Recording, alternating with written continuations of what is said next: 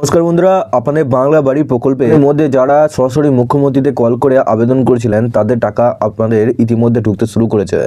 এর সাথে আপনাদের ইলিজিবল প্লাস পিডব্লিউএল লিস্টে যাদের যাদের নাম রয়েছে তাদের টাকা পাবেন কি পাবেন না এই নিয়ে একটা গুরুত্বপূর্ণ আপডেট এসেছে।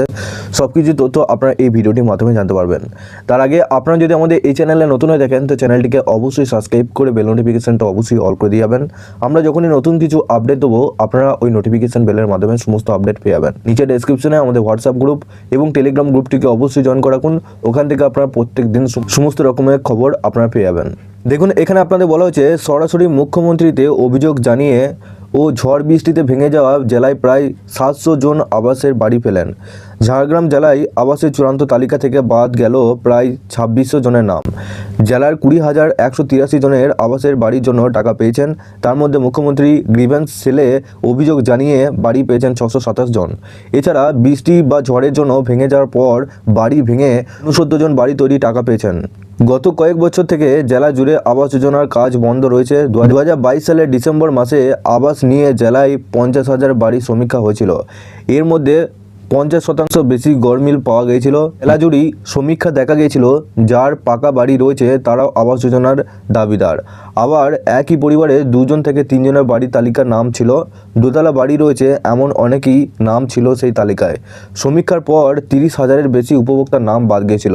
জেলায় 12,846টি বাড়ি অনুমোদন মিলেছিল, কিন্তু অনুমোদন মিললেই জেলায় নতুন বাড়ির জন্য টাকা দেয়নি কেন্দ্র সরকার, ফলে বাড়ি তৈরি হয়নি। এবারে সেই তালিকা ধরে আবার সমীক্ষা হয়। আগে তালিকা থাকা 22,846 জনের থেকেও এবার 2600 জনের নাম বাদ যায়, কারণ গত 2 বছরে আর্থিক সচ্ছলতা এসেছে অনেক পরিবারে। আবার অনেকে হয়তো পাকা বাড়ি তৈরি করে ফেলেছেন। জেলা প্রশাসনের এক আধিকারিক জানিয়েছেন, নিয়ম অনুযায়ী কারো টিনের বা অ্যাসবেস্টারের ছাউনি দেওয়া পাকা 4টি পাকা দেওয়াল থাকলেও তিনি তালিকা থেকে বাদ যাবেন বলে বিবেচিত হয়েছেন। এরকম উপভোক্তাদের তালিকা থেকে বাদ দেওয়া হয়েছে। সরাসরি মুখ্যমন্ত্রীকে জানিয়ে বাড়ি পেলেন 627 জন। এর মধ্যে জামবনি ব্লকের 195 জন, বিনপুর 1 নম্বর ব্লকে 155 জন রয়েছে।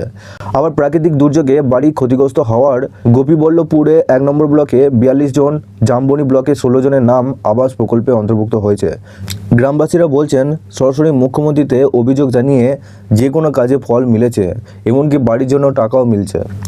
জেলা প্রশাসনের এক আধিকারিক জানাচ্ছেন, শুধু আবাসের বাড়ি নয়, মুখ্যমন্ত্রী গ্রিভেন্স সেলে অভিযোগ জানানোর পর, রাস্তাঘাট থেকে পানীয় জলের সমস্যার কথা জানানোর পর তা সরাসরি জেলা প্রশাসনের কাছে নির্দেশ আসে সমাধান করার জন্য। ঝাড়গ্রামের জেলাশাসক সুনীল আগরওয়াল বলেন, 20,183 জন বাড়ি তৈরি টাকা পেয়েছেন। এর মধ্যে মুখ্যমন্ত্রী গ্রিভেন্স সেল ও ঝড় বৃষ্টির কারণে বাড়ি ভেঙে যাওয়ার পরও অনেক বাড়ি পেয়েছেন। প্রায় 2600 জনের নাম বাদ গেছে আবাসের তালিকা থেকে। তো আশা করছি আপনারা বুঝতেই পারছেন, আপনাদের মধ্যে যারা সরাসরি মুখ্যমন্ত্রীতে কল করেছিলেন তো অনেকে হয়তো ভয় পাচ্ছিলেন যে আপনারা এখানে সরাসরি মুখ্যমন্ত্রীতে কল করে টাকা পাবেন কি না। তো অনেক জায়গায় কিন্তু টাকা পাচ্ছে। এর সাথে আপনাদের মধ্যে অনেকে জিজ্ঞাসা করছেন যে দাদা, আমাদের এখানে আওয়াজ প্লাস পিডব্লিউএল ইলিজিবল লিস্টে যদি নাম থাকে, বা আওয়াজ প্লাস আপনাদের গ্রিভেন্স ইলিজিবল লিস্ট, বা আপনাদের আওয়াজ প্লাস সাংশন ইলিজিবল লিস্টে যদি নাম থাকে, সেক্ষেত্রে আপনাদের ঘরের টাকা পাবেন কি না। দুটো লিস্ট আছে, একটা ইলিজিবল লিস্ট, একটা ইনএলিজিবল লিস্ট। ইলিজিবল লিস্টে যদি নাম থাকে সেক্ষেত্রে আপনারা কিন্তু ঘরের টাকা পাবেন, আর লাস্টে যদি আপনাদের ইনএলিজিবল লিস্টে যদি নাম থাকে সেক্ষেত্রে আপনারা ঘরের টাকা পাবেন না। দেখুন, আপনাদের যে লিস্টটা আপনাদের দেখাচ্ছি এখানে দেখুন, ওপরে সবার উপরে হেডিংটা দেখুন, provisional list of eligible beneficiaries of PWL of Awaas plus. যদি এরকম থাকে সেক্ষেত্রে জানবেন যে আপনাদের আবাস যোজনা প্রকল্পে আপনার ঘরের টাকা পাবেন, কারণ এখানে কিন্তু ইলিজিবল প্লাস আপনাদের পিডব্লিউএল দেখাচ্ছে। আপনি ইলিজিবল সাথে আপনার পার্মানেন্ট ওয়েটিং লিস্টে আপনার নাম ছিল, সেই জন্য আপনার ঘরের লিস্টে আপনার নাম উঠেছে।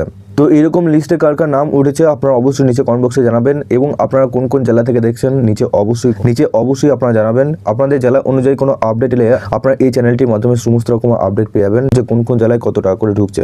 ইতিমধ্যে আপনাদের সরাসরি মুখ্যমন্ত্রীতে যারা কল করেছিলেন তাদের কিন্তু টাকা ঢুকছে, প্রত্যেকের অ্যাকাউন্টে টাকা ঢুকছে, ঘরের প্রথম কিস্তি 60,000 টাকা করে।